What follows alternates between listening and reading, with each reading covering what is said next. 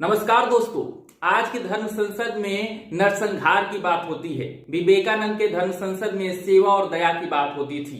आज लोगों को गौ हत्या के शक पर मारा जाता है, जबकि विवेकानंद जी ने कहा था कि गौ रक्षा से पहले इंसानों की रक्षा करो, गरीबों और शोषितों की सेवा करो।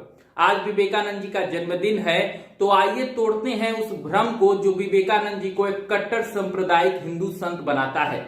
सबसे पहले तो ये समझ लीजिए कि विवेकानंद जी ने यह जरूर कहा था कि आप भारतीय होने पर और हिंदू होने पर गर्व महसूस करो, लेकिन उनका यह कतई मतलब नहीं था और उन्होंने कभी ऐसा नहीं कहा कि आप हिंदू हैं तो दूसरे धर्मों से नफरत कीजिए और आप भारतीय हैं तो दूसरे देशों से नफरत कीजिए। इसीलिए शायद उन्होंने शिकागो वाले भाषण में यह भी कहा था कि मैं ऐसे धर्म का अनुयायी होने पर गर्व महसूस करता हूं जो दूसरे लोगों को आश्रय देता है, दूसरे लोगों को सहारा देता है। विवेकानंद जी ने जातिवाद के खिलाफ भी खूब बोला और खूब लिखा। उन्होंने कहा कि जो धर्म पेड़ पौधों तक को पानी देने का बात करता है वह कभी जाति भेद नहीं कर सकता। विवेकानंद जी ने जातिवाद और संकीर्ण राष्ट्रवाद के खिलाफ तो बोला ही बोला, साथ ही उन्होंने सांप्रदायिकता और कट्टरता के खिलाफ भी बोला।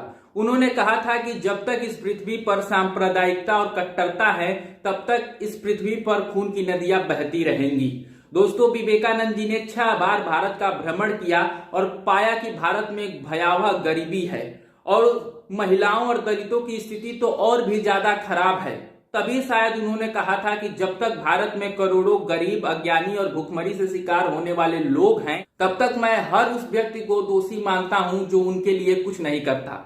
दोस्तों, विवेकानंद बैठकर दूसरों के कष्टों और दुखों पर हंसने वाले संत नहीं थे। वह ऐसे संत थे जो लोगों के पास जाकर उनके कष्टों को जानकर उसका समाधान ढूंढने वाले संत थे। दोस्तों, आज विवेकानंद जी का जन्मदिन है और विवेकानंद को अपने से दूर जाने मत दीजिए। विवेकानंद जी को सांप्रदायिकता और कट्टरता कहने वाले लोगों के पास न जाने दीजिए। विवेकानंद जी हमारे ही हैं और हमारे ही रहेंगे। बहुत बहुत धन्यवाद।